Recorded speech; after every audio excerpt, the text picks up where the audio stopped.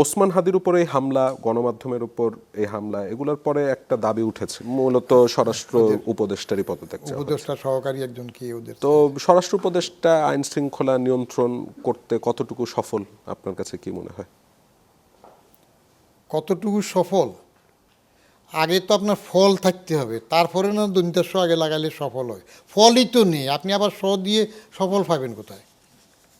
আগে তো স্ত্রী থাকতে হয়, স্ত্রী, নিজের স্ত্রী থাকলে স্ত্রী, তারপরে না সস্ত্রী নিজের স্ত্রী নিয়ে।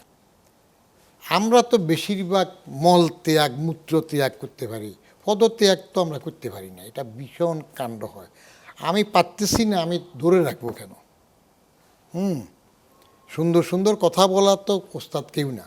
ইউনূস সাহেব যে সুন্দর করে বক্তৃতা দেন, কথা বলেন, এই বয়সেও এইরকম আপনি সুন্দর অরেটর খুঁজে পাবেন? হ্যাঁ, বলবে কাজ হচ্ছে না, পাচ্ছেন না। অ্যাক্টিভ হওয়া, অ্যাকশানে যাওয়া, অ্যাকশান ওরিয়েন্টেড হওয়া আর বকাবাজি এক্সপার্ট হওয়া আলাদা। টিভি টক শোর বাংলা খুশিকে আমি কি বকবকানি, পেশাল কেশাল।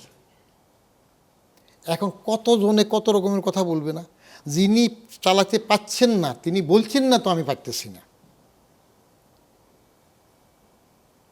অতএব যা ঘটার ঘটবে। লাল বাহাদুর শাস্ত্রী ট্রেন চালায় নাই, পদত্যাগ করছে, এনারা পারেন না, ও মারা গেছে, কিছু যায় আসে না।